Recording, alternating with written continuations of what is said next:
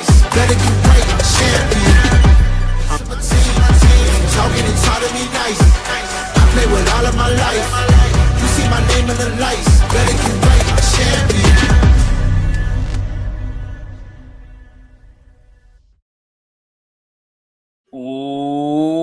Welcome in, ladies and gentlemen. Welcome to YSN Live. It's DJ Yoakley, Anthony Hartwig with you on this, hard to believe it, Thursday of the work week. By golly, it is Thursday, and we're almost there, buddy. Hang tight. And no matchy today. So No matchy. I mean, we're both wearing red in some sort. I came prepared in case you had a red flannel shirt with blue and gold. I have a shirt underneath, and I don't think I have any flannel in my closet, so you're safe. I felt pretty safe dressing. But that being said, I felt pretty safe dressing yesterday, and we got up here, and I was just like, "Oh boy, here we go." And listen, hey, it was a hit with the world. Yeah, I mean, they're talking nothing about wrong with it.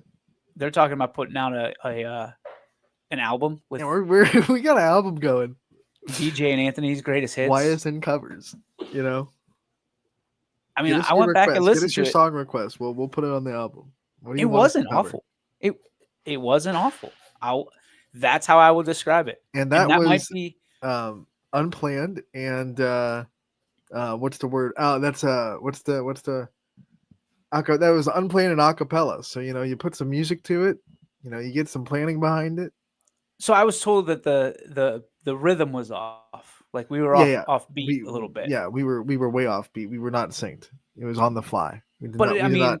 Everybody's done these before. I mean, everybody's done these meetings where there's a little delay between one and the next. Mm-hmm. That's all. That's what I'm pointing at. I'm blaming Zoom. That's what I'm saying. Hey, that one's on Zoom. They can take it. They're a multi-billion-dollar company. Oh yeah. Even though we use StreamYard. Yeah. Well, we can't blame the people that we actually use. We have to blame the other people. Somehow Zoom's fault.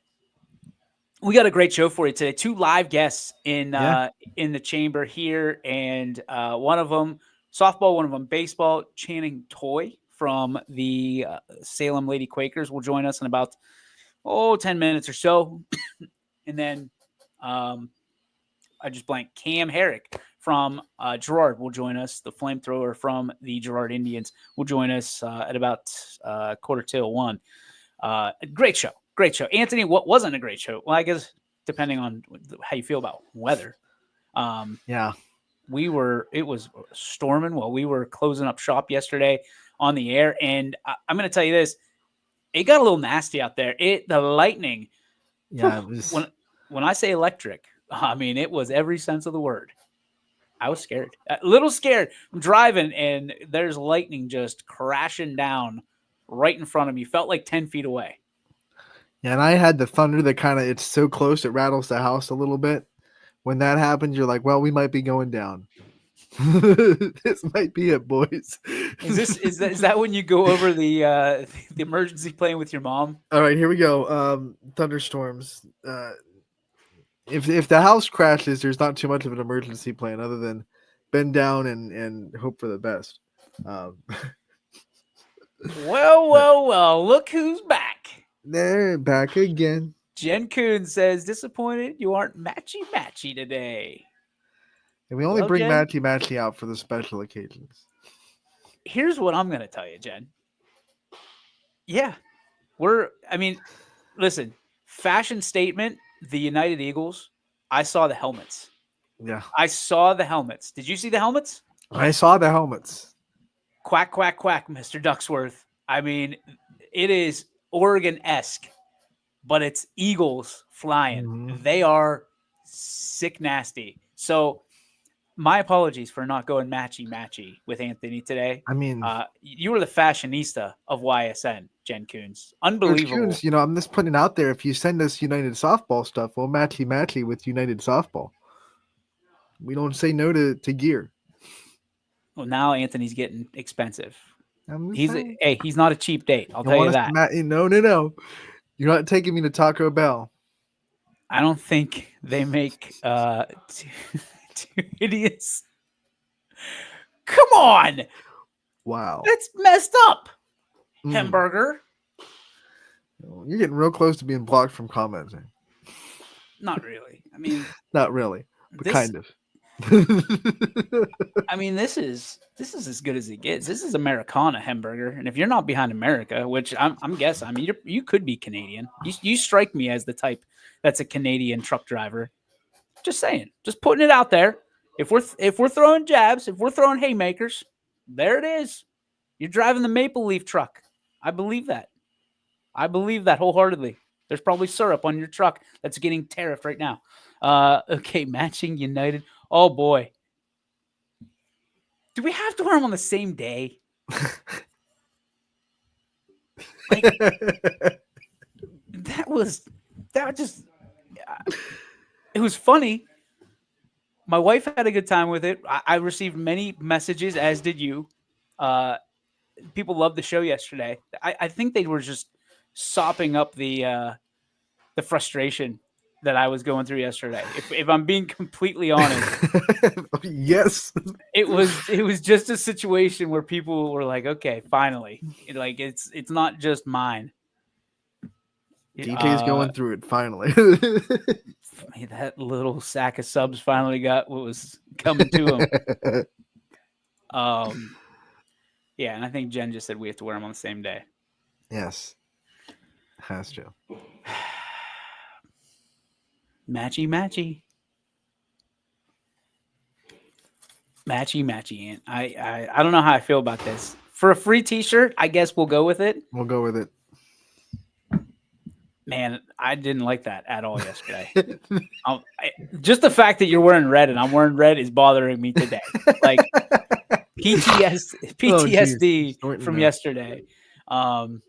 Crazy. Every day for a month? I don't know. What is he talking about? No, we're not matching every day for a month. Oh no.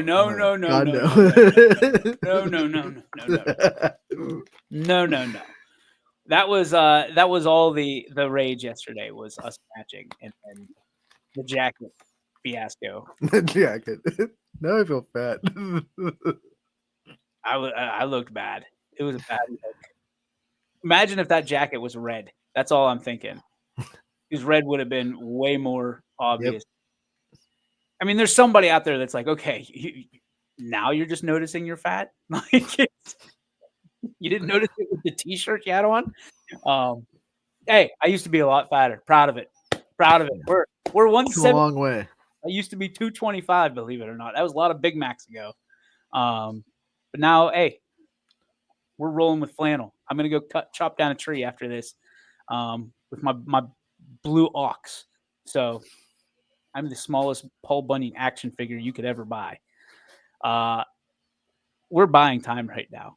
There was not a whole lot to talk about in the way of sports yesterday because of Mother Nature. Did have some games out there though, Ant. We saw nothing victory for Beaver Local. Yeah, Beaver Local got to play on East Liverpool's football turf on the softball side of things, and they were all over. They were all over East Liverpool, 20-0. Beaver Local, one of those teams on the softball world that is really under the radar, playing really well to start the season. A lot of big wins for them so far early on. We did have some lacrosse scores come in yesterday. Mooney boys lacrosse fell to Canton Central Catholic. Orange boys lacrosse with a big win over Willoughby South, 17-3. On the girls' side of lacrosse, Mooney fell 9-7 to Hoban. And Canfield beat Poland in the 224 battle of 224, 10-7. We had boys volleyball last night. Howland fell to Erie McDowell out of PA, 3-1, 3 sets to 1. Louisville lost to Walsh Jesuit 3-0. The Hoban boys volleyball game against Western Reserve Academy was moved to April 8th. They're going to play each other. We had tennis go down a little bit. I think most of it was postponed. In fact, all of it was postponed. Yeah, I was going to say, that's going to be tough to play. Tennis West Branch was – they started in West Branch. It's suspended due to weather. So West Branch is up 3-0 with a suspension. Let's see. Did we get baseball in? I think Lisbon won. Lisbon won over Southern 11-1. I'm just scrolling through the scoreboard right now on ysnlive.com/scores, which is Brought to you by our good friends over at Burnett Pool Spas and Hot Tubs. East fell to Warren Harding 15-0. And I think those were our two baseball scores. Nope, I actually missed one. Bristol got in a game against Wyndham. Wyndham fell 2-0 in that one. No, that's an 8. Sorry. Wyndham won 8-2. Don't want to short the Bombers. The Bombers won. The 8 looked like a 0 to me. Bombers won 8-2 over Bristol. Softball last night. We had a couple of teams play on the turf. Louisville, I believe, played Hoban and got the win 4-0 on the turf in Hoban. And I think that was the only one that we saw from softball outside of the Beaver local one that we already talked about. Getting the 20 0 win over East Liverpool. And it was tough terrain last night. I mean, it was. And obviously there's a lot of people that are trying to play tonight, and it's threatening. Mm-hmm. It's threatening. Their Storm Tracker 21, at least for our area, has the storms coming in about 7-ish. So there's a lot of people that are trying to get those games in, and 5 o'clock starts are challenging on parents. But this is, I mean, obviously not everybody has lights either. So this is when and how you have to get them in. We might see that scale slide to about 4:45, 4:30 if possible, if the busing coordinates, because they're trying to beat this storm, because tomorrow doesn't look great. Saturday doesn't look great. Maybe Sunday. So, this is the tough part of the season. And this is one of the major points of the season is dancing around the raindrops here in the spring. That, and you also have to navigate, are the fields playable from the rain they got yesterday still? Like, there are still games where we're seeing that are just getting canceled because, quite frankly, the fields aren't playable right now. So how much, water can that particular field of the school that's trying to play take from the storms that happened yesterday and over the morning as well, will also play a factor, unfortunately. It might be a dry day, but if the field's not playable, you can't do much about it. Yeah, I'm with you when it comes to that. I mean, you've got to get these games in. You do not want to be, 5-10 games in, and all of a sudden you're in the tournament and you've got to make up 10 to 15 games, because that's a huge challenge. You don't want to short your seniors. You don't want to short your team. They've done a lot to get ready for this. But obviously, in a standpoint, you can't battle Mother Nature. She's always going to win. I know. She lets you play or she doesn't. So it's going to be interesting. And this has been, I told you before, I think this is going to be one of the most challenging springs we've had in a long time, because we had such a mild winter. It wasn't terrible. And we had 70-degree days in the winter. I'll never forget. Do you remember the spring after we came back from COVID in 2021? It felt like we didn't get any games in ever. That was the worst. I think there were some teams that at the end of the year had like 10 games. It was brutal to come off of COVID with that. This is nice of Jeremy Hill to say that he's going to donate the YSN Dome to play in. Do we have a YSN Dome? I'm taking this as Jeremy's paying for it. Okay. That's the only way I can interpret this, because I know I don't have the money. Like, I don't even have a website right now. So like we know the cash isn't flowing the way to build a dome, at least. So Jeremy, appreciate you, buddy. Thank you so much. We wanted to certainly, showcase you. You're always welcome on this show. But that being said, we go from the worst weather seemingly ever to one of the best players in the entire valley. This young lady is one of the hardest workers that you're ever going to see, that you're ever going to watch on a softball field. She's playing for her hometown Salem Quakers, and we are just so happy to bring her on the show. Ladies and gentlemen, Channing Toye. Hi, how are we doing? Good, how are you? I'm doing well. Channing, I'm going to lead this off. I mean, your work ethic is incredible. Obviously, you set yourself apart from anybody on the softball field when you're on it. What is it that has kind of made up that work ethic for you, and how have you kept it up along your journey? I think I've just had a lot of people who have inspired me to work hard. For starters, my sister, she always had an amazing work ethic, and I saw how it benefited her. So she was always my biggest role model when it came to that. And then I've seen growing up how it has made me a greater player. So I just always work my best and do as good as I can. I like that you brought up your sister, because especially when it comes to the offensive side, your game and her game are so similar. Your swings are so similar, and you hit the ball just as hard. How much do you think? How much of your game was inspired by your sister? You think?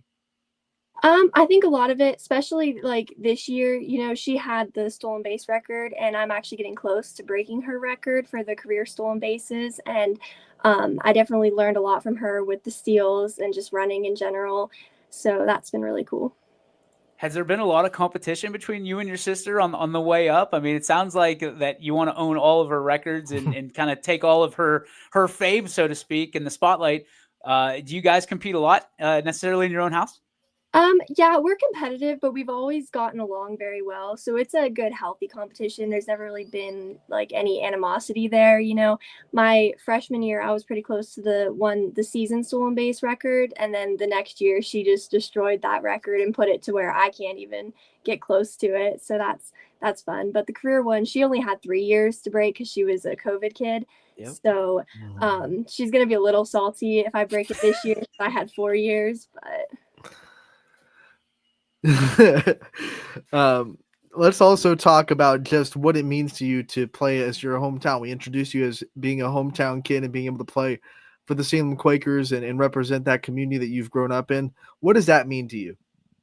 It's been really cool because I've played the rec ball program and everything. I've played with some of these girls for my entire life. So it's been really cool, you know, like the one other senior this year, Sophie Maniscalco. I played with her on my first year of rec ball in 8U. So that's really cool getting to grow up with these people and having the fans, the same people that I've played with my entire life. Channing, when you think about what this season means to you, obviously a lot because last one, right? From that standpoint, what to represent the Quakers and that team that's had a lot of success in their sports programs, but in softball, times have been kind of lean lately. To be able to build that program up and leave it better than you found it, what would that mean to you? Yeah, it would definitely mean a lot. My goal this season is to kind of just like leave the program with kind of like the legacy of we want to work hard, we want to start winning games, more games. And I just think that comes from the drive of we need to believe in ourselves. And I hope that every player can have more confidence going forward and just work hard, and hopefully more wins will start coming. How have you been navigating the emotions that come with senior year? You know, it's the last of everything, last time you do everything that you do. So how have the emotions been treating you so far? It's been weird because obviously I'm looking forward to the future. You know, I'm already committed. So going into senior year, it's there's definitely like a lot of pressure that's off of me now. I am just trying to enjoy every moment though, because I know that I will miss these times. And so I'm looking to the future, but also just staying present in every single opportunity that I have right now. Which is a huge challenge to stay present in a situation where you're wrapping up your high school career, both academically, athletically. Have you been able to kind of compartment? Okay, hang on. We're gonna try this. Take 3. Compartmentalize the emotions of what you've been able to do over the last 3-4 years. Yeah, I think so. I've just been able to kind of just, yeah, I don't know, just kind of keep going. And yeah, I just really am looking forward to the future, but I don't want to miss out on anything now. So.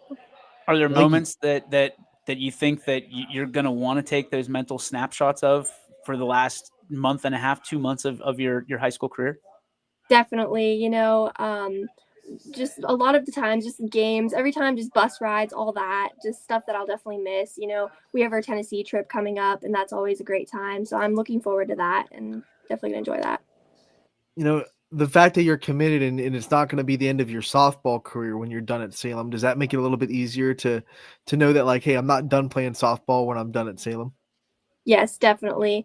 Like saying goodbye to softball will be something that's so hard for me. So I'm very grateful that this will not be my goodbye to softball. It's just my goodbye to Salem, which will be hard because I've grown up with these people and I've played here for a while. But yeah, I'm still looking forward to getting 4 more years of softball. Well, let's kind of expose that. You're saying bye-bye to the bonnet. What are you saying hello to? Yes, so I've committed to Wilmington College, which is actually funny because their mascot is the Quakers as well. Oh, jeez. You thought you could get away. Yeah, I'll always be a Quaker. I love it. For you, I mean, what was the recruitment process like? I mean, this is very interesting process to say the least. And, for high school seniors nowadays with the transfer portal, with NIL, things of that nature. For you, what was the recruitment process like and what made Wilmington feel like home? Yeah, so I had like my list of top schools like everyone does, and I was getting some coaches communication there and it was going well, and then I had a tournament and the Wilmington coach saw me play. It was funny, I was actually playing outfield and I am not an outfielder. I was just playing there because my team needed somebody out there, and I made a diving catch and the coach saw that and she was looking for a catcher, so she thought if the catcher can make a catch in the outfield, maybe we should look into her. So she emailed me and I went into a visit to the campus and I just fell in love with the campus. It has a really nice community feel. So that was kind of my deciding thing. It just felt right. Can I just take the time to say, let that be a lesson to anyone that's out there in the recruiting process now of being able to get recruited playing not your position, but a coach saw you playing out of position and still doing great things out of your position. And that was the thing that got you the email, because everyone out there, we've talked about it on this show before. If you're able to be versatile for your team, that will be something that college coaches look for. But looking forward to the softball at the next level, what excites you the most about being able to kind of take that next step? I'm just excited to kind of go away a little bit. I'm really happy that the school is not too far from home, but I still get to kind of go experience that. And I'm making a major in biology, so I'm excited about that as well. Okay, so Anthony talked about the different positions. Were you actually recruited as a catcher or were you recruited as an athlete? How did it work for you? It's catcher. I'm still going to try some third base there. So Okay. It's kind of just going to be once I get there, they're going to put me wherever they feel is best. Okay, so they're not going to watch this. Obviously, nobody does. So what do you want to play? Like if a coach said, hey, just go out wherever you want to go, what's your favorite position and why? Catching. Catching has always been the spot that I've loved. Yes. DJ's a catcher, so you just That's won my his girl heart. right there. Boom. Love it. Well, and let's be honest here, because Channing's an outstanding athlete as it is. Usually catchers can't go out and just regularly play in the outfield and be like, oh, there's college coaches watching me, Savannah Banana style catcher, Yeah. position players. But you are elite when it comes to being an athlete. Most catchers in softball have become that type of athlete that they can play different positions. Mhm. But for you, what are the biggest challenges to going from catching in a game or catching one game to playing a position in the field the next game or the next inning? Yeah, so this year's actually been more challenging because I've been playing shortstop when I'm not catching, and I haven't really played shortstop a lot in my career. I've always been catcher, third base. So it has been weird going out there trying to learn a new position senior year, but Coach Thorpe came up to me at the beginning of the year and asked if I would be willing to try it, and I just said whatever's best for the team. So yeah, it's been a little bit weird, but I'm doing my best out there. Your best is pretty doggone good. Pretty doggone good. Pretty good indeed. We ask coaches how they navigate the days like today where it's hard to get on the softball field to play games and the weather is taking away games left and right. How do you stay locked in during these rain delays and these days where you expect to have a game but then it gets taken away? Yeah, I just always try and work on my own too. Even if somehow practice gets canceled, I'm always just in my basement getting swings and everything and just staying focused. We're lucky with Salem. We've got a nice indoor place to practice. So even if there's rainouts, we still can have a good practice. So you've got a basement set up in your basement? Yeah. All right. Walk me through that. What's down there? You got the weights down there. You got hitting tees. What is it? I just have a little bit of space that I'm able to do some of my catching drills and then just be able to swing a bat and do that. What catching drills are we talking about here? I work a lot on my blocking. That's probably one of my best things as a catcher is that I will keep the ball in front of me no matter where it's at. So I put a lot of pride into my blocking and also framing drills. Would you consider yourself a defensive player or an offensive player? It depends on the day. Depends on what you're doing. Okay, if I'm on defense, I'm a defensive player. If I'm on offense, I'm an offensive player. No, that's you really are. I mean, what we've been able to see, obviously, through what we do, and what game changer and things of that nature to keep up with you. You've been outstanding on both sides of the ball, which is it's special because usually there's kids and student athletes that specialize pitchers, obviously. And some people are just, hey, I'm a hitter. And you've been able to do both because, and people don't realize how challenging it is for a catcher day after day after day, game after game after game. You're battling injuries, you're battling bruises. Catchers are getting battered and just beat up back there. And you continue to come out game after game and excel. Channing, I'm a huge fan of you. Thank you so much for taking time. I think Anthony has one more question for you. Yeah, Channing, before we let you go, I want to talk about the mental aspect of softball. You know, it's a tough sport. You're going to fail more than you succeed at the plate. What are some things you do to stay mentally strong and mentally positive and confident during a season? Yeah, I just always try and keep my confidence up. In the past, I've struggled a lot with anxiety on the field, and this season, I've just been trying to let go of that and enjoy every moment out there, even if I make mistakes. Like, I'm not letting that define me, and I'm just trying to make sure that I know that as much as I love softball, it isn't everything. So I want to take a step back sometimes from that and recognize that whatever happens on the field, it doesn't just define the person that I am. So I focus more on just enjoying it as a sport, but knowing that it's not going to change everything. So I'm just less afraid of failure now. I love that answer. That is phenomenal. Ladies and gentlemen, making her farewell tour through Salem, Ms. Channing Toye. Channing, thank you so much. We appreciate you stopping by the show. Thank you for having me. You got it. There she goes. Aunt, one of Salem's finest right there. She is outstanding. The fact that, I mean, if you have a good catcher in softball, I think, and in baseball is the same thing, a diamond sport, it is equal to, no, I'm a little bit biased. But it is equal to having a great pitcher out there because usually your catchers are their leaders, right? Catcher, pitcher, shortstop, center field. That's basically your leadership right up the middle there. But if you can, she's crazy intelligent. Mm-hmm. She wants it. She's got a crazy work ethic. She's got her own hitting and fielding system in her basement, which tells you what? It tells you when practice is over, when games are over, her night's not done.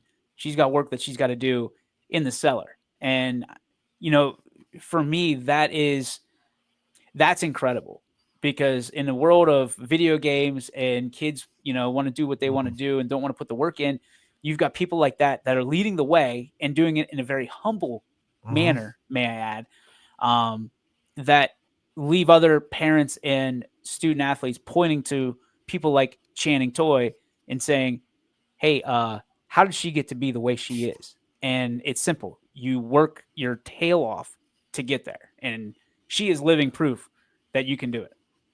Yeah, and I like to when pitchers throw like a no-hitter or a perfect game, I like to also hey, the catcher gets a lot of credit for that in my mind. I know they don't maybe in the headlines, maybe in the articles that you see from other media sources.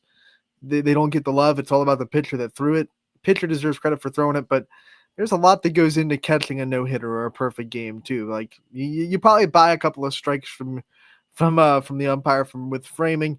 There's probably a couple of times where a pitcher is struggling through command that the catcher calms them down. And I also equate and I've said it before, a little bit of offensive line, because in the same way, the only time offensive linemen get noticed is when they're not doing their job right. I feel like the only time catchers get noticed is when they make the error or a ball gets by them. That's when everyone talks about catchers. Yeah, I'm with you, dude. From that standpoint, I've been on both sides of that. I've been on a no-hitter where, and here's what people, and it's not necessarily this way anymore, but it used to be that catchers called their own game. And it's not like that a lot anymore. And that's why I respect, and I wish I would have asked her, this is my bad. This is bad journalism.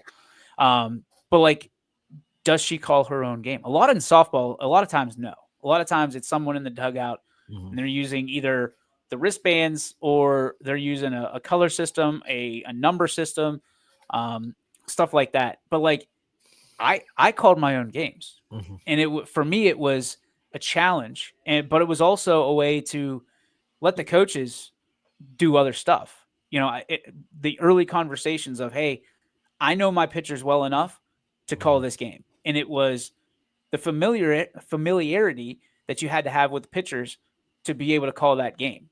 And it was bullpen sessions. It was off-season workouts. It was you couldn't you couldn't have a bad relationship with pitchers and be able to call a game because, they want to throw a fastball in the dirt because they want to see you work your tail off and, the ball gets by you and it's on you and not them. Like real stories. Catchers take a lot of flack if there's a pass ball, but they don't get a lot, especially if they're calling a perfect game or they call a no-hitter. And pitchers don't really know enough to point to the catcher and say, he's the guy, because it's coming off of your hand or he or she, I should say, because we've seen a lot more of those no-hitters and perfect games in softball as of late than we have in baseball. So, and then also, you got to point out the fact that my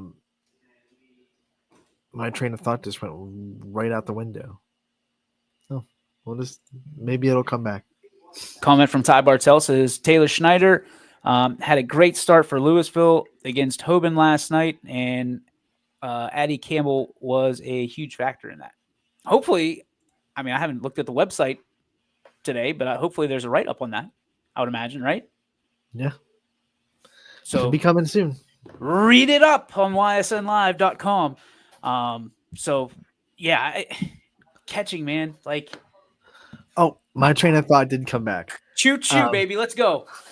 I just wish more coaches, because I think there are a lot of catchers out there, especially because I get to be in the softball world a lot. I think there are a lot of catchers out there that have the skill and the softball IQ to call their own game, and I would advise coaches with catchers like that to let the reins off a little bit and trust your catcher, because there aren't a lot of they have a lot of better angle than you do on seeing what the hitters are doing, seeing how the pitchers are moving. You're looking at it from the side angle, and there's only so much you can see from the bucket in the dugout on how a pitch is moving and what a hitter is doing. So I know there are catchers out there that have the IQ and the skill to call their own game.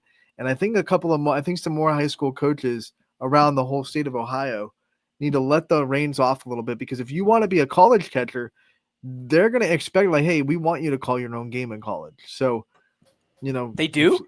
Yeah, a lot of catchers call their own game in college. Some colleges have their pitching coach kind of work with it and give them like 3 signals, and the catcher will be like, you have these 3 options, but you make the call.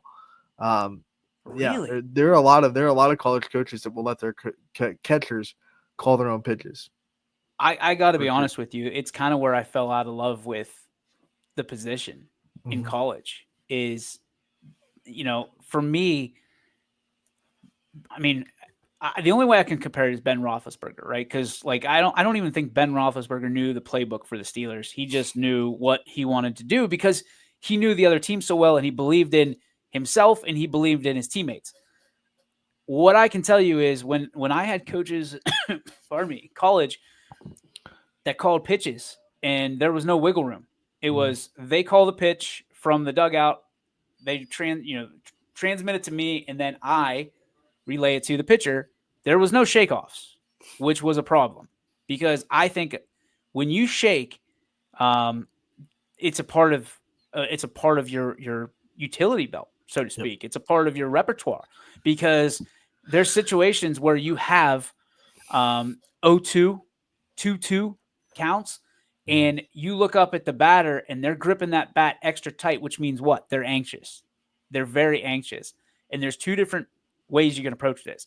You can crank it up, which is what I like to do, or I liked to do, or you can ease it a little bit and kind of let the situation breathe. I like to crank it up a little bit. And what I would do is, it was stupid because the signal, we'd give the signals, but the catcher would shake from behind. And so the pitcher would shake. And then the batter gets more anxious. And then if they had a wooden bat, you'd start to see sawdust coming off of it because they were gripping extra hard because they really needed to hit. They really wanted to hit. Obviously, you can't do that with people on base because they're going to see it and transmit the signs back to you. But I loved being able to be in control of that because I just absolutely mind punched everybody. Because like I told you, I was a chirper. So I was back there chirping, but I was also able to chirp and give the signs at the same time. And kind of through their voice, I was able to figure out kind of what they were thinking, even when they weren't obviously telling me, like I'm sitting on a fastball. And then sometimes you just told them the fastball was coming and it's a curveball. But the other times you tell them the fastball's coming, it's a fastball. They had no idea and they hated it because you were talking to them and you were breaking their train of thought. So I loved it. So when I got to college and college coaches were calling it, I'm like, this stinks. This is bad. Yeah, I will never understand why if a coach, like, if you have a catcher that's not there yet, I get it. But if you have a catcher in front of you that you kind of understand, probably will be able to call their own game. I don't know why you wouldn't, give them at least the tools to be able to do that with your guidance. If you're kind of shaky, especially in the high school level, if you want to give them like, hey, this is a suggestion. But I think there are a lot of catchers in the area that have the IQ and the skill to call their own game. Catchers have to be the best communicators on the field by far, right? They have everything in front of them. They've got to be able to know how and that's why I think Channing is able to translate over to shortstop fairly easy because she knows where the shortstop should be when she's catching, and moving in, moving out, and she's a communicator. But, to your point, when you're catching, and this is I wouldn't call it a master class, but this is a little bit, higher education of catchers. You have the best seat in the house for everything. So you're seeing how tightly they're gripping that bat. You're seeing what's in their eyes when coaches can't. You're seeing where their feet are set up, how they're changing throughout the at bat. You're seeing, what kind. I mean, you are literally taking notes. I just remember sitting back there, and I'm looking at the batter and figuring out what we're going to pitch because, hey, he's bringing it too far in, so the outside is open. He's stepping out, so the outside is open. He's stepping in, so the inside is open. It's different scenarios like that make baseball the game and softball the game that it is. And you have to have a catcher that communicates. And I am 100% for a coach that understands their players. And if your catcher may be great talent-wise, but does not communicate, you've got to be able to get it out of them. You've got to make that. I mean, even if you have to give up some of the skill to get a great communicator behind the dish, that's what I would always favor on, on the err on the side of caution for communication rather than skill. And I know that sounds crazy, but they're going to let everybody know what's going on. You're going to be on the same page as opposed to somebody that's very quiet, sheepish, and, you leave 8 players guessing what's going on, which is a very dangerous thing in a sport that everybody is kind of protecting their own territory, when it comes to baseball and softball. So that's my 2 cents on catching. And that's why I loved it. I was never tall enough to be a quarterback. But when they compared it to catching on the baseball field, I'm like, I can do this. I gotta get low. Okay. I can do that. Sit that back there and eat up, foul balls like a trash can. No problem. But yeah, it'll never change. I love catchers. I think that it's such a great skill to have. And a lot of times it is your best athlete on the field. I'm convinced that your best athlete on the field. No offense to anybody else, but it takes a certain, you have to be crazy to get back there and do that every day and get battered and bruised. I don't care how much gear you have on; it's not going to prepare you for what you're gonna get hit by. You take one off the thumb, and you take one off the inside of your thighs. Done. The worst. I don't care what anybody said. And then we have toe guards. Congratulations. That very rarely are you going to get hit in the toe. I've seen the really bad luck where it goes down and comes back up into the neck, that one part that's not protected by the catcher's mask because it comes off the ricochet between the chest protector and the mask up here. Because a lot of catchers now don't wear that neck guard anymore. No, the neck guard's stupid. So it kind of catches you up there. That's going to be a brutal place to get hit by a ball. That's crazy. That was in softball, I'm assuming. No, it was baseball. It happened to Salvi one year where he went down to. He's a taller catcher, so I'm guessing it's a little bit harder for him to protect his neck.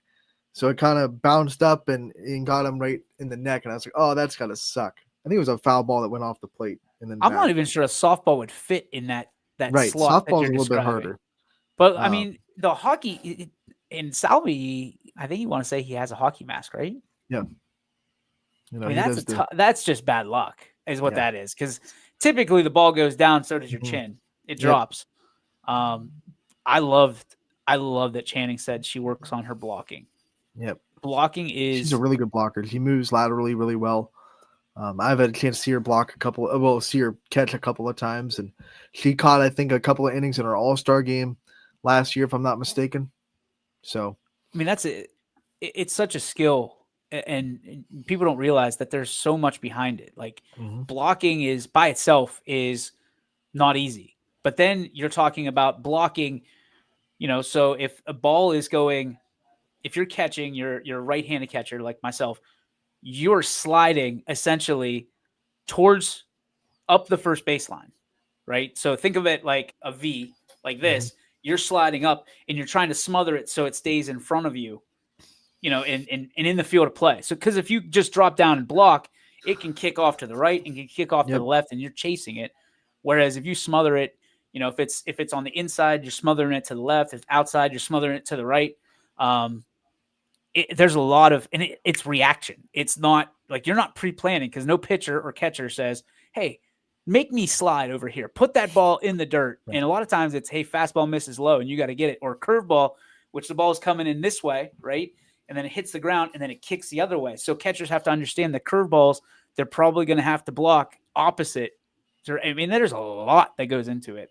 So next time you sit there and you're watching a catcher, understand that there's a lot more than meets the eye necessarily. So we have another guest with us, a gentleman who is the flamethrower for the great Girard Indians. Ladies and gentlemen, give it up for Girard's very own Cam Herrick. Cam, what's up, buddy? What's up? How are you guys? We're wonderful. It's good to see your face, dude. Talk to me about the Indians. To wear that Power G, we kind of promoted it, marketed it a little bit before the show. You're the dude when it comes to the Indians. You're the guy to have all that on your shoulders. What's that feel like, and especially in a conference like the NE8 where you're always getting everybody's best punch? Feels great. From last year, I wasn't the leading pitcher, but once I got on the mound, I did the best I could. And now that I'm in the spot that I'm the top and can do the best I can, it's a good feeling. Talk about preparing for this season. I'm sure you kind of understood that it was going to be your time to be that number one and set the tone for the rest of the staff. What were some of the things that you kind of did mentally to prepare yourself for being able to take that role?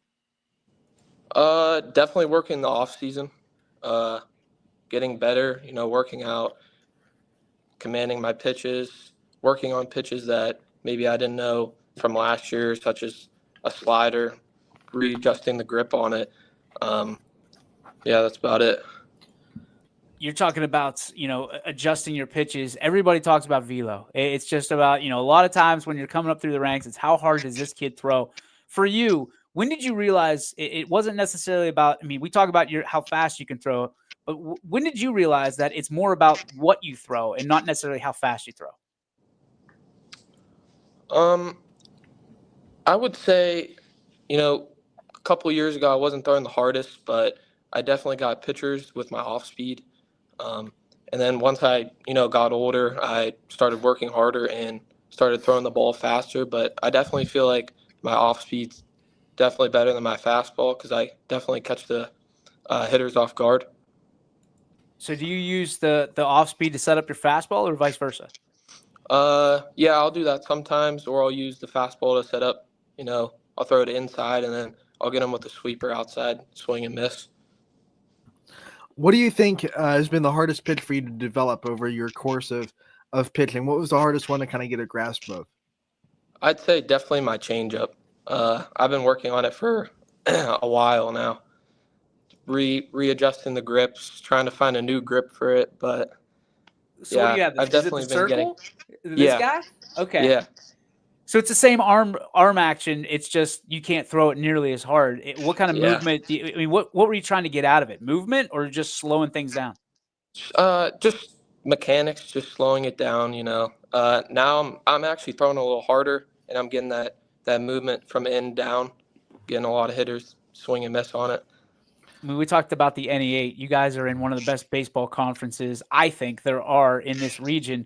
For you to continue to rise up this program to be able to give Girard a chance, What has the leadership been like for you from a standpoint of growing into that leadership and finding your voice in that clubhouse?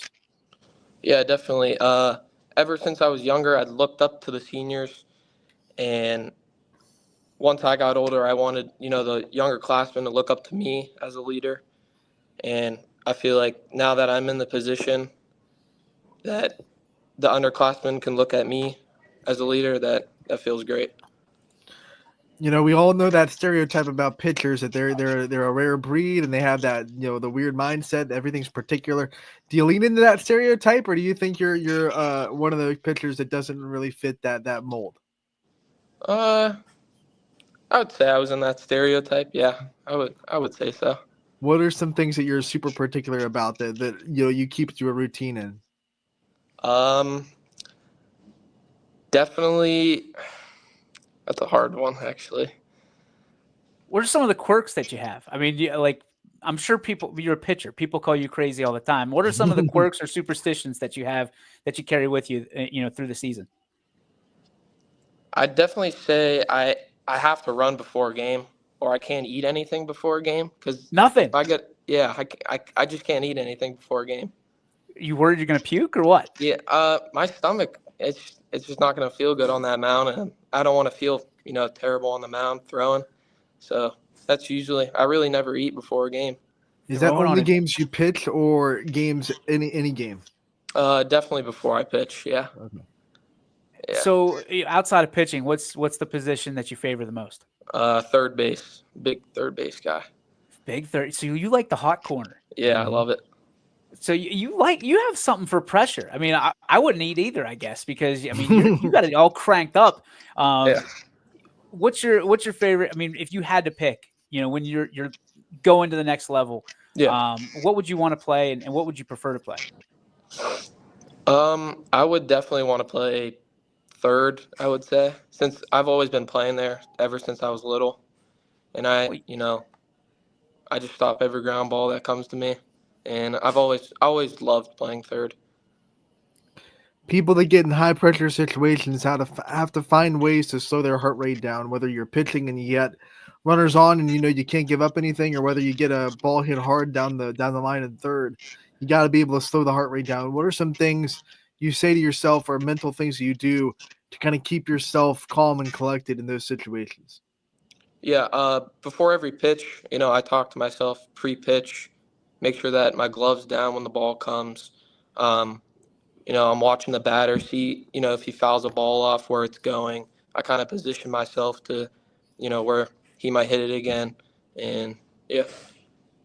We talked about catchers right before you got on, and there's a trust factor between a pitcher and catcher in a relationship, that has to be better than most. When you're talking to the catcher, he's trotting out, maybe to save you or to break things up a little bit, chop things up. What are you hoping he's saying? What do they actually end up saying to you on the mound? I'm hoping he's saying that I'm throwing the pitches in the strike zone. What he says to me is, maybe I'm not finishing, or maybe I'm not hitting the spots sometimes. Maybe I got the, if he calls a strut or a fastball, I might have missed it. Threw a curveball, he wasn't expecting it. But, yeah. Does he ever go out there and crack it up, like tell some jokes or something like that? No dad jokes out there? Yeah, he does sometimes. Love it. Talk about that. We were also talking about the strategy of catching and pitching. How much do you guys kind of talk before a game about, the hitters you're going to face, and obviously in the inning 8, you're probably familiar with a lot of them, how you're going to attack them, the game plan. How much do you guys really strategize your pitch selections? Yeah. So before every game, I usually talk to them about who we're facing, if there's any big hitters on the team.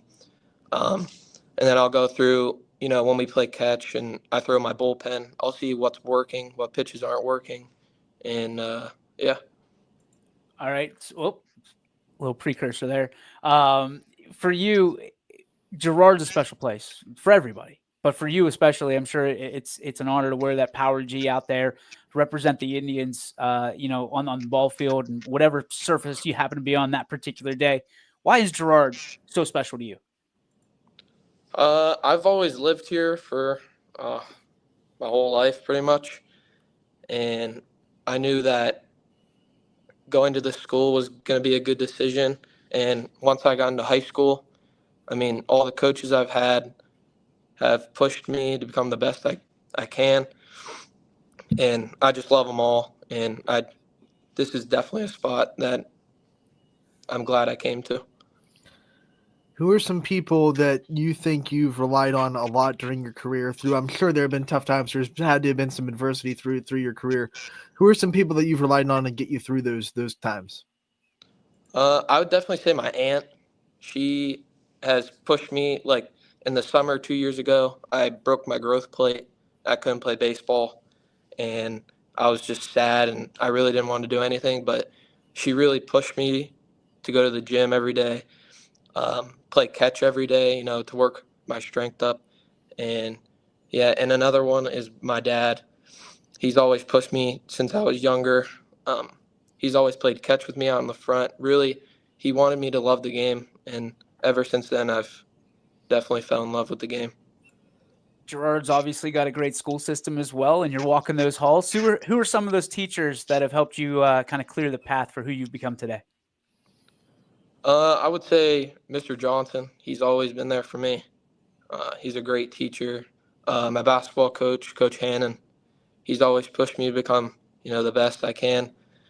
And I'd say my baseball coach, my head coach, Coach Algiers, he's always loved me ever since I was a freshman. He knew I had some good talent, and he's really pushed me as well. While we're talking about teachers, what teacher in the school system gives the hardest test, do you think? Ooh, That's a big one. that is a big one. I'd say Mr. Johnson. Yeah, he definitely gives the biggest ones. What's one thing you want to accomplish before you turn things in for Girard? I'd probably just becoming, friends with the whole baseball team, and, trying to get my name out there for Girard and keep it in Girard. What are some things that you've already accomplished, whether it be on the field, in the school, whatever it may be, that you're really proud of yourself for being able to already do? I would say playing baseball as a freshman on varsity. I feel like Special. I've definitely worked hard for that situation, and once I got up to that situation, I, knew that I could be the best and, play on until my senior year. Cam, we're super proud of you, man. We're so happy that you were able to take some time and talk to us today. We know you got to get back to class, but we certainly appreciate your time and love watching you play, man. Good luck the rest of the year, and we hope to see you at the YSN All-Star Game, brother. Thank you. You got it. Ladies and gentlemen, Cam Herrick joining us live from Girard. I always feel weird, Ant, about these kids coming out of class because you don't want to keep them too long, but also if you want to get some salt, you want to do that. I don't even have a drink to lean on. But you want to be able to have, good answers and give them the time that they deserve. And naturally Cam killed it like he does in everything. So thank you to Cam Herrick for stopping by. That's why there's a little bit of breath of fresh air when they come on and you realize, well, they're not in the school, so they must be off, or they must be able to leave early because they're seniors or whatever. You go, oh, we're not keeping them from an education. No, Channing was, I think, at home. And right. then, when I saw the Steeling fan, I was like, okay, we're good. Yeah, Cam was, I would 100% guess that he was at school. Yeah, I heard the bell. So. Oh, yeah. So then he was at school. I didn't even think about it. Two great interviews today by two great super athletes here on YSN, Channing Toy and Cam Herrick. Can't thank them enough. And certainly we want to interview you as well. So if you're out there watching and you know us as athlete, student athlete, coach, community member that deserves to be interviewed, we want to hear from them. It's as easy as contacting us. We do reach out to students as the season goes on, and we'll be doing it this summer as well. We have a couple breaks built into the summer just for our own sanity. But yeah, like we're looking forward to Class B. We're looking forward to travel ball. We're looking forward to naturally, some of the little league stuff that we're going to get into this year. And and I got a vacation coming up. I say vacation; it's a working vacation to Myrtle Beach in about 13 days. 13 days. It's You're coming. going to be on your own that Thursday. It's all So good. 2 weeks from today, you'll be on your own. But I'm popping on Friday from the beach. Very low expectations. I'm just letting you know right now. Very, very low. Yeah, The you're bar good. will be set so low. Not even my 5'4" frame could get under it. Right. It's going to be bad. My ADHD is going to be kicking in big time, which is Look, why there's a seagull. like people are wondering like, hey, why do you have a baseball? Because like if you ever notice, I always have a pen, or if I don't have a pen, I'm always, like I've got to make sure that, I'm doing something so I can give full focus to that particular, especially during an interview. Mhm. You and I can usually get through it, but when we're doing an interview, I got to make sure I'm locked in, because that's the time. It's not DJ slap, what time. It's we got to make sure that we're doing our due diligence.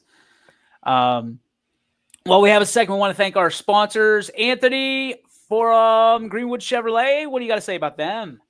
Yes, it is Greenwood Chevrolet in Austintown, one of our wonderful sponsors here on YSN and the YSN Live podcast. They go the extra mile for you. We try to do the same here on this show every single day. Make sure to head on to Greenwood Chevrolet if you're in the need for a new or used vehicle, or if you need some service. It is Car Care Month, and Greenwood Chevrolet has you covered with a great service department as well. So make sure to head on down there, call them as well, or get on their website if you are in the need of anything car related. And that's Greenwood Chevrolet in Austintown. Also, we want to send a super shout out to our friends over at Toyota of Warren. Coincidentally, we had a viewer of our dear friends over at Toyota of Warren commenting today. Oh, Jimmy Wilson. Appreciate you, buddy. Go see Jim and the whole crew over at Toyota of Warren. Tell them YSN sent you. I'm telling you what, right now is the time to go. If you're looking for a new or used vehicle that you're going to feel real good about and the price that you're going to get it for, go see Jim. Again, tell him YSN sent you. Tell him you watched our show, and naturally they're going to hook you up.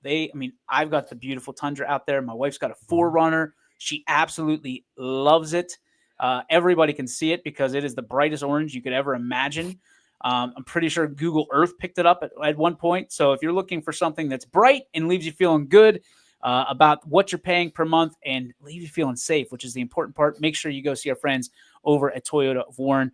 And again, tell them YSN sent you. And we have a couple more minutes. I'm getting blown up right now. I don't know what I said or did, but it's happening. The reckoning is coming, and the sun is shining, by the way. Yeah, here I see it. Boardman too. We're only down the road from each other. I'm on 7, man. It's not like you're in Afghanistan. You're like 20 minutes away. It could be cloudy here and sunny there. I don't know. Do you think I'm 20 minutes away? Yeah, it's a 20-minute drive from Athletics to Boardman. I'm on 7 right now. I can cook to your house. Like I could go get some. Well, soon I'll be able to get you sheets, and it won't even be cold by the time I get there. 20 minutes. I'm gonna Google map it. I'm gonna guess 13. 13. That's my guess. My phone says 18 minutes. Maybe your mom drives slow or something. Like, I don't know. Like, I can be there in 13 minutes, no doubt. I just have to make a quick call to the police chief. Can you make it 13 and make it be a law-abiding citizen and follow the speed limits? Don't put restrictions on me. Okay? Don't be that guy. I just got to make a couple phone calls and I'll be there in 13 minutes. That's all. That's all I'm saying. But most importantly, let's be safe. Because that Toyota of Warren is still up on that right-hand corner. Let's get to the always dynamic, always friendly, always funny, the Joe Dickey Electric. What's your spark? Presented by Joe Dickey Electric. You can visit them on the web at DickeyElectric.com. They are everything electrical, and you can see them, be with them, and contact them. I don't know if they're always on the website, but the website's always open 24/7, 365 at DickeyElectric.com.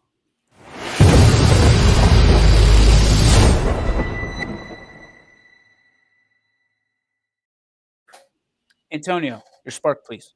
So I saw something on the Instagram reels yesterday that it caught my eye, and I was like, oh, I never thought about this before. And it was all about when you're on a big journey, you're trying to chase big dreams. You could break that journey up into thirds. Rule of thirds is what I heard, because you could feel good about a third of the time on your way to your big dream. You could feel kind of awful, kind of crappy a third of the time. And then the other third should be right in the middle right there. Because if you're feeling good too much, you're not pushing yourself hard enough. You're not raising that bar enough. If you're feeling bad all the time, you got to do some reflection. Hey, what am I missing here? And if you're just kind of meh all the whole time, it's probably the same thing. You're not pushing yourself hard enough. So if you're following a big dream and you're on a big journey to get there, maybe the thirds. If you're having a bad day, hey, that's one of the bad 1/3 of the journey. Make the next day a good day, and break. You have that 1/3 mindset when you're chasing your dreams. There you have it, folks. You can book Anthony Hartwig for your motivational speech. What's your tag there, Ant? A Hartwig01 is the social media accounts. Tag me in it. There you go. And he will openly talk to you about your how many times you've interviewed Wyatt. I saw that. Oh yeah. With you and Kylie. Kylie's getting the golden microphone. Oh boy. Oh boy. I saw that and I was like, great. That just cost me. I don't know where we're gonna get a golden microphone. Yeah. My spark is going to be also off of Instagram Reels and Facebook Reels. I may have discovered the greatest rapper, not a SoundCloud rapper of all time. SoundCloud. All time. And his name is Harry Mack. I don't know if you've seen this guy yet, Ant, but if you haven't, you need to look him up. He goes on. I don't know. I guess I don't understand it enough, but I've seen his stuff before and I was like, oh, that's cool. That's cool. And then I just full deep dive last night because everything was canceled. Mm-hmm. This dude can freestyle anything. You give him like 3-4 words and he incorporates it into his rap. That's about 2 minutes long, 3 minutes long, whatever it may be. Electric. Like the best ever. If you've never seen this guy, Harry Mack, and I think it's like Harry Mack Official on Facebook and Insta, and all, like he's on tour. I want to say, I forget what his thing's called. His tour's called, but he's like worldwide now. But this dude might be the greatest rapper of all time, and he's like 40 years old. Like has gray hair, looks like basically an accountant, and he just pops up and he's like, "Hey, give me 4 words," and then he puts those 4 words in a rap, and they are sick, dude. Like unbelievable how good this guy is. A lyricist. That's a word my wife gave me, by the way. That is a big word in Scrabble. But this dude just cooks, and man, I can't get enough. So that is my spark. This dude is my spark. He didn't pay for this advertisement, but damn it, he deserves it. He is the dude. So go check him out, Harry Mack Official on Facebook, on Insta. Like he is good stuff, and I think people are gonna appreciate what he does. Now, a little language warning sometimes. Like you can get a little, but so do we. Well, not you. You would never. I think I've only heard you say a bad word once in my life. Proud of you. Proud of you. That moment, I was very proud of you. But I'm proud of you the rest of the time too. But yeah, dude, that guy is really good. And you just have to sometimes you just have to appreciate a craftsman and their tools and the way they work. And that guy, dude, he gets it. He's got it. So that is going to do it for our show, Anthony. We have one more show for the work week. We're hoping to have some games tonight. Hoping, because it's not looking real great for Friday and Saturday either. So see how it goes, man. We'll see how it goes. For the most information, you know where you go. ysnlive.com. Click on that live tab. Just for heaven's sake, if it's not on there, we don't have it. Like, we're not hiding games from people. We're broadcasting this, but you'll never know it. I don't want to be that guy, but like, it's like we're not brain surgeons here. You know, like we're not going to hide games from you. So if it's not listed on our website, we don't have it. We're not there or we're not transmitting. Unfortunately. So Are you suggesting that brain surgeons hide stuff from you? you wouldn't know it because you're in brain surgery. I missed that connection. I was like, That went real well, pal. Durr. Yeah, it sure did. I'm just hide saying. this amygdala from you real quick, and I Did just you tried just to drop think an of amygdala? yeah. Let me just hide that from this hemisphere. I'll just move it over here. The medulla oblongata. Medulla oblongata. Yeah. Thank you, Hey Arnold, for making me realize what that was. Oh, Shout out to childhood cartoons. the medulla oblongata? It was in an episode of Hey Arnold. If you're out there and you know it, you know it. If you don't, you're like, this guy's an idiot. Probably more of that. I can't believe you just put Hey Arnold over top of the water boy. There's something wrong with his medulla oblongata. You're right. That's two. But That's Hey messed Arnold, up, because man. he was trying to spell it. Yeah. Never mind. We'll leave it there. He's got an odd-shaped head to begin with. So whoever's doing brain surgery on that little fella, Move it, football head. yeah, buddy, that's bad news. But Bobby Boucher, Bobby Boucher. he's the real G. Everything the devil to you, mama. He's the real G. I think we have a lack of appreciation for Bobby Boucher in this region of the country, and need to get there. Someone Need to get put there. Bobby Boucher into NCAA 25, and it was hilarious. Was his name Sam He had the- Torres? He had the single bar. Helmet, and he was lighting people up. It was great. Was he playing for the Mud Dogs? I don't know. I could. Yeah, I think they put the Mud Dogs in there or something. But it was hilarious. I'd sign up for that. But we had Sam Torres putting high schools in the game, which was I thought would be a lot more popular than it was, to be honest with you. But he did a great job nonetheless. Sam Torres never doesn't give 100%. I can verify that. That is blue check mark verified. That is Sam blue Torres. check mark verified. We Dude didn't have gives to pay for that one. no. We don't need your $5 a month from that. We can tell you straight up. Whoa! Tell you straight up for free. That is a sign, Anthony, that we've got to go because Anthony's dying. I'll be there in 13 minutes. We'll see you next time on YSN Live. Peace. YSN thanks you for watching this presentation of Your Sports Network. For stories, stats, and more, go to ysnlive.com.